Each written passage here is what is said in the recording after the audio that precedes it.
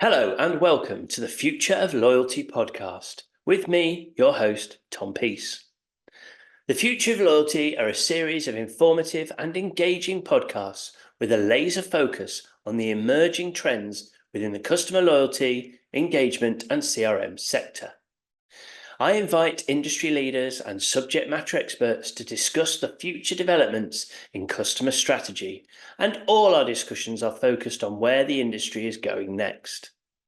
Our discussions are fueled by a passion for new developments and innovations in the sector, and we aim for about 20 minutes, perfect for your coffee break, your lunchtime, or your journey home. If you enjoy this podcast, please subscribe at www.theloyaltypeople.global to get all our content direct to your inbox. I'm very pleased to have Richard Moore here with me today, and today we're going to be talking about airline loyalty. Richard, please can you introduce yourself? Hey Tom, thank you very much for having me today. Yeah, great to be here. Pleasure. I started my career back in British Airways, looking at corporate pricing, sales and marketing across the leisure travel trade, focused on B2B to C commercial activities. I was even fortunate enough to be involved with Concorde's leisure commercial activity Wow. right up until the final flight in November 2003. Building on my travel experience, I entered the world of loyalty after 9 years at British Airways and joined something that was originally called airmiles back in the day, if you remember it, for those that do. Over time, as IAG formed, I was part of the launch team behind the Avios currency, where my remit spanned B2B to C, loyalty, rewards and proposition and partnerships across global airlines, hotels, car hire and experiences. And if that wasn't enough, after 20 years at IAG, I decided a little change was required, and You don't therefore look it's. you don't look old enough, Richard, to have had a Thank you, Tom. 20 I plus appreciate year career. that.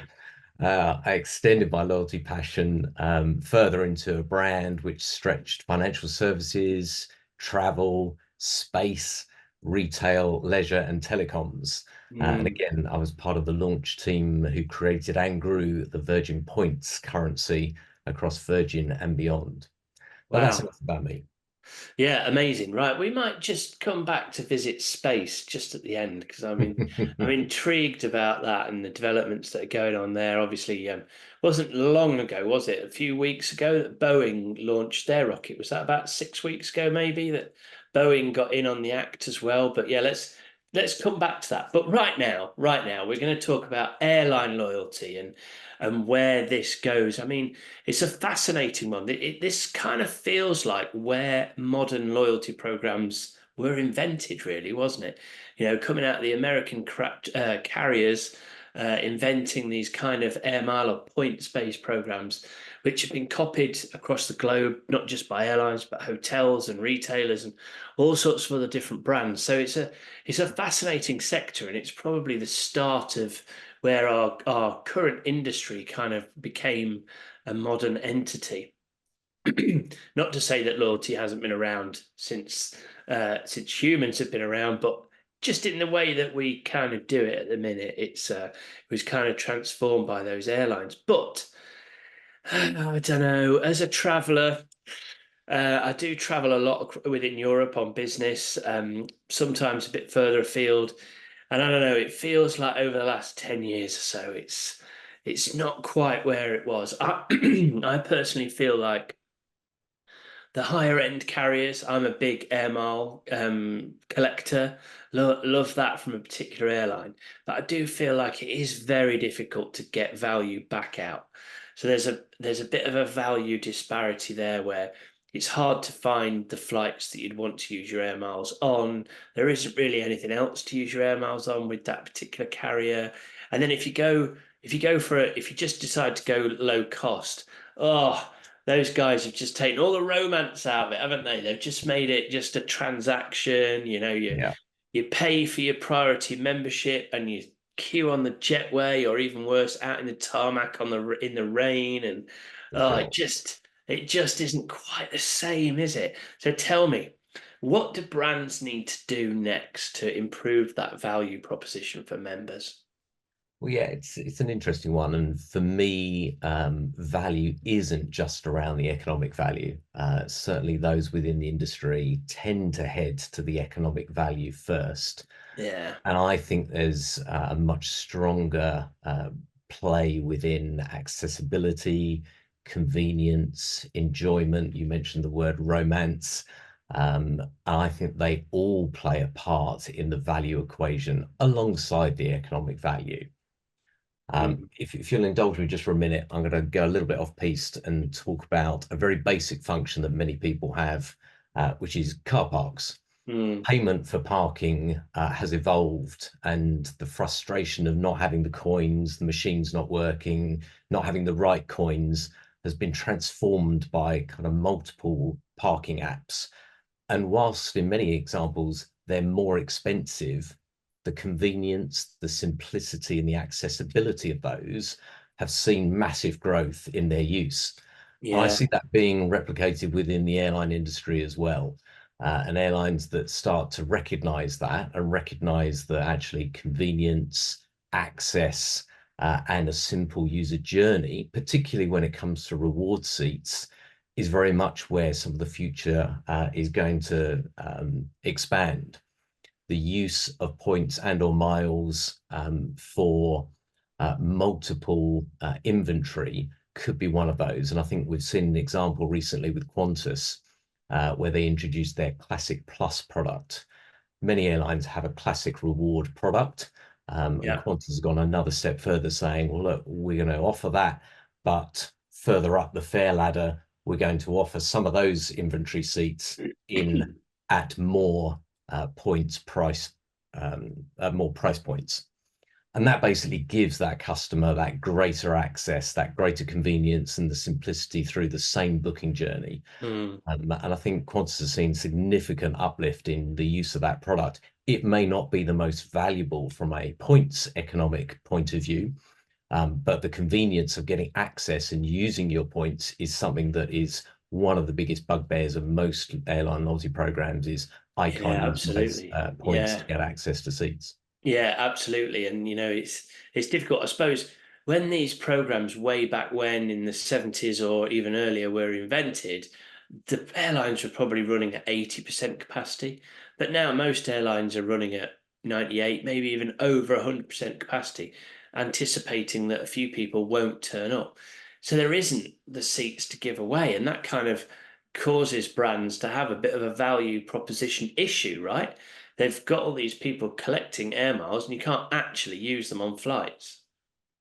No, absolutely. And I think as a generalization, I think airlines would be delighted if they were offering it at 97%. Some may well be, and some routes and some Yeah, destinations may yeah, be.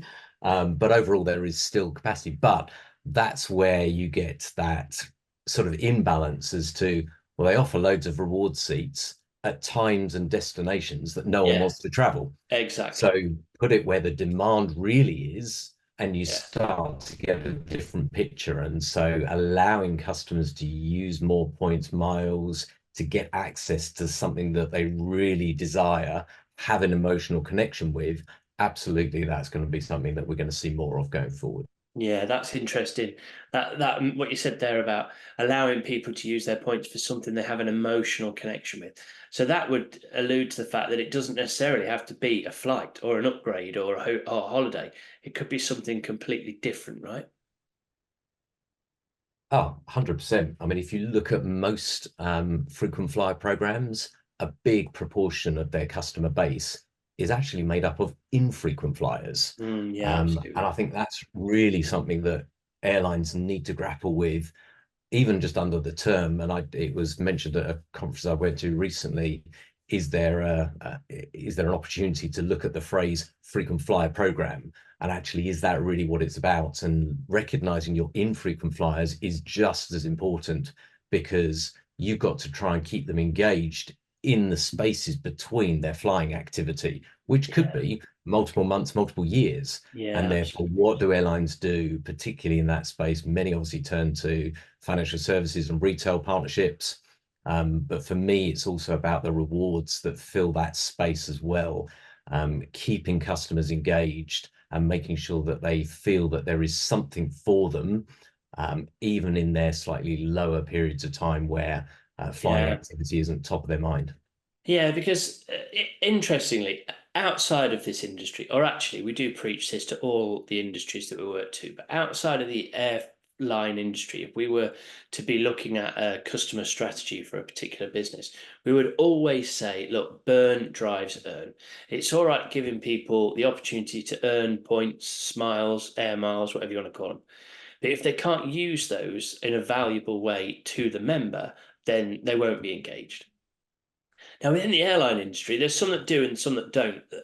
And by that I mean do's and don'ts of giving people other things to burn their points on. And there are some that just don't do it. So with some airlines, you might be able to get there might be a catalogue where you can get suitcases, perfume, headphones, etc.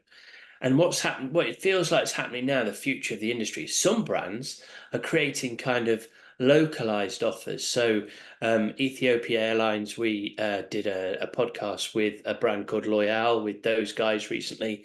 They're creating localized offers around Addis Ababa that you can use your points on. Lufthansa are doing something similar through a blockchain infrastructure technology, but essentially what they're doing is they're allowing people to use their points on very localized offers around that particular airport. But there are also some brands that just don't do it at all. They just you can only use your points on their inventory, their flights, their upgrades, their companion tickets, their hotel, their holidays rather. So why is that? What's going on there? Maybe you could. Is this something to do with the breakage value? Certainly, it will play a part in it, yes. So Mhm. breakage or points that are never used sometimes are what drives the economics of a program. Mm. And for me, I always refer to the ultimate redemption rate, which is the opposite to breakage. It's the positive part of it. It's the I want you to use your points. I I love constantly that. want you to engage in that.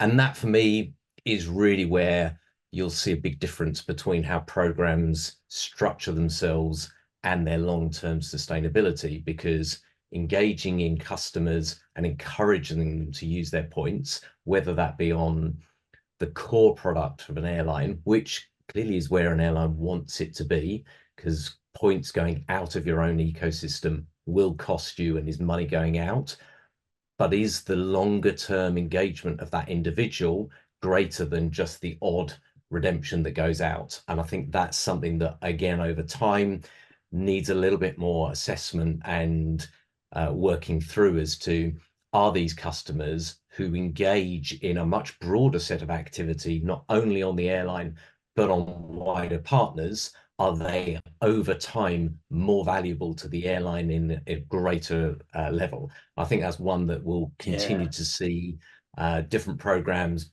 playing about with balances of how much do I go outside of my core product versus partnerships. My Yeah. personal belief is engage customers with a program and a currency that can work for their life in the best way. I think that's where the balance will tip in their favor. Yeah. Yeah, so if a brand's got if they've got a lot of breakage sort of baked into their commercials, they're going to struggle with that approach. But actually, that is absolutely the right approach. Why would you care where somebody is using your offers? If their points rather, if they are constantly flying with you to earn those points and then they go and burn them in a local mall on shopping trips, then you don't mind. I mean, I get that there's a commercial proposition, and actually, some brands will want to have that breakage coming back to them.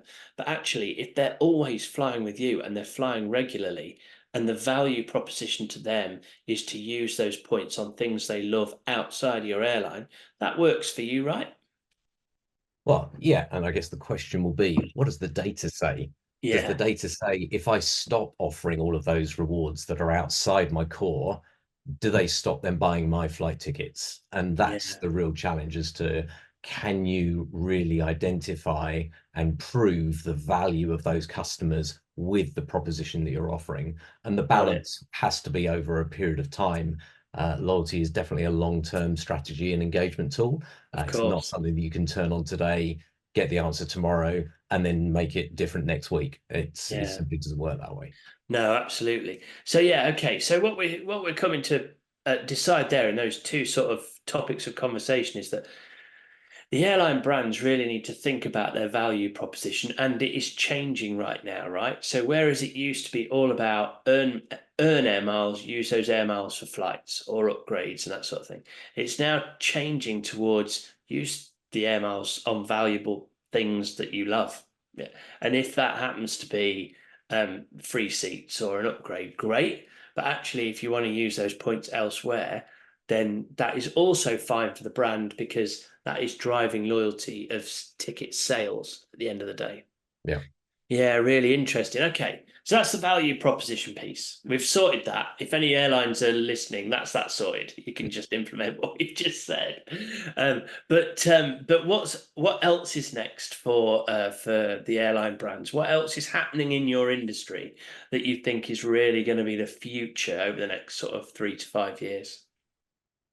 I think another bit for me is around the customer experience. Mm, And I use, and for those that know me will have heard this a number of times, my supermarket analogy, where in a supermarket shopping experience, we're all very familiar with walking through the front door, browsing multiple aisles with multiple products, clearly identifying what the price of those products are. We put those in our shopping basket, we head to the checkout, and at that checkout, we then use a multiple number of potential payment options based on the products that we've bought. mm, In the airline industry, because it's evolved over many, many, many years, and systems that provide those capabilities have sort of evolved and been bolted on, sometimes that user experience isn't quite as seamless as that shopping supermarket experience that I've just talked through, in that you almost have to go through a particular front door yeah. knowing what product you want and knowing what payment method you want. And that just isn't what we do in our normal shopping behavior. No, that's right. So really Yeah. trying to coordinate that and bring that experience in. And one of the biggest things that airlines, I think, will really benefit from, and I don't know many that really do this well, is being able to combine a reward seat and a cash seat and that mix of payment methods. And it's really Mm, around, well, the customer doesn't really care what sort of yeah. inventory visits a seat on a plane that's going from A to B and B back to A potentially in the most Yeah. simplest example. How And you is then it pay is for that is, yeah, yeah, that's right. Yeah, we that's the what comes at the end. That is literally the payment process at the end is where you decide how you're going to pay. But you yeah. are right, actually. If you want to redeem your air miles on any program, as far as I've been familiar with, you do sort of go through a very specific, okay, these are my options for burning my points.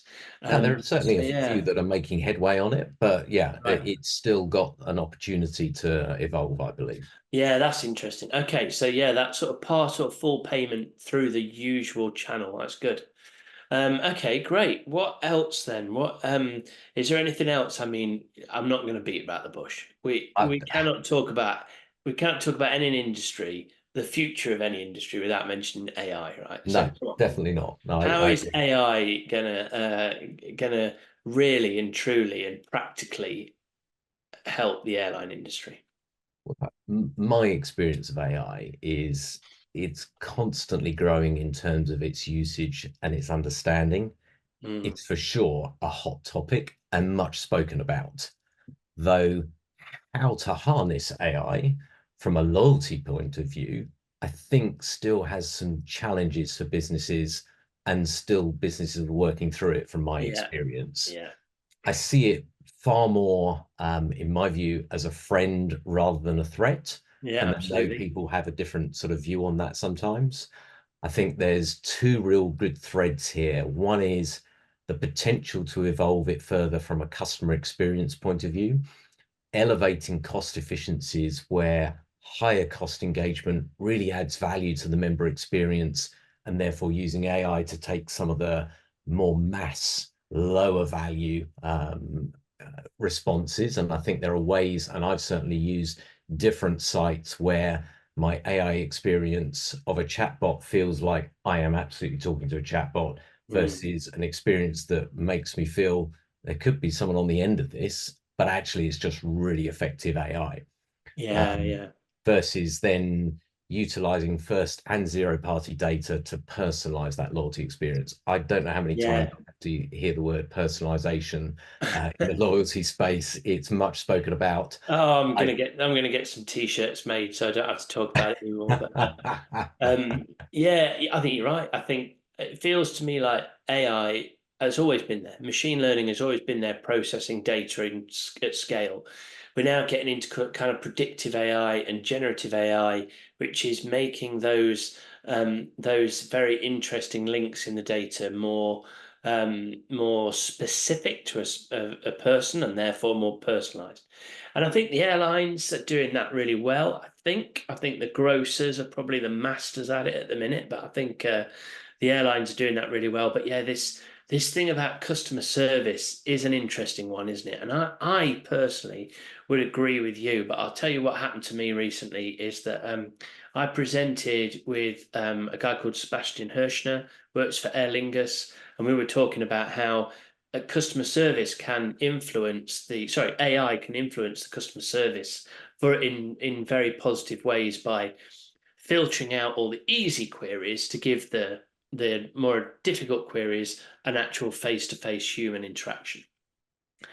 And that I think is perhaps where you're going to talk about where AI can help. But there's a guy watching that conversation we were presenting from Air France, and he said that actually over half of Air France customers prefer chatbot. So I Interesting. feel like Yeah. it is starting to tip over. We're getting more used to it. The AI is getting more educated, and it is starting to get to the point where we're like, oh yeah, I'm fine. I can just talk to a robot about this. I don't need a person. It'll just be quicker. So yeah, I don't know what your thoughts are on that, but it feels like that might be happening now. And I wouldn't disagree. So my experience is where a chatbot really feels like it's using AI effectively in the background to predict and know Yeah, based on what I'm saying, that's where it can really come to light. And you start to feel like, yes, this is actually better than waiting on the phone to speak to someone because I'm now in control. I've now got the ability to just simply ask, and it's giving me the responses. The frustration will come where that AI and the data behind it isn't quite really hitting the yeah, mark, yeah, and you ask a question and it comes back saying, would you like an apple? And you're like, well, that's just nowhere near what I asked you to do. yeah, yeah. So yeah, I think there's still huge opportunity and growth in this space. It's a hot topic for sure. For some, I think it will be a distraction because they're simply not ready. They want to talk about it, but I don't think it's evolved enough for everyone to really get on board with it. I think it's going to Mm. take a few to really advance um, the AI capability before then it will be better utilized across the industry as wide. Yeah, yeah, I think you're right. Well, look, great. I think we've kind of talked enough now about airline loyalty. I think anybody that's watching can just set up their own airline loyalty program. We seem to have solved most of the issues, but I'm being glib on purpose. But I think that was really interesting, actually. I think we don't normally think about, from an airline point of view, we don't normally think about that emotional connection and where the value of our points could lead us down a slightly different route. And I think the airlines that are embracing that will be the ones that win out from a loyalty point of view. It's quite difficult to get an emotional connection with a brand that doesn't enable you to burn your points easily or doesn't kind of give you that feeling of, wow, I'm traveling. This is so cool. These brands need to maybe Yeah, elevate themselves in that way. and and they've got to think about if this wasn't part of my life, would Yeah, it matter to me? Would I care? yeah, And the absolutely. the real challenge is lock me in and hook me into something that I desperately do care about. Yeah, Because absolutely. then suddenly you have my emotional loyalty. And for me, that's far greater than transactional loyalty.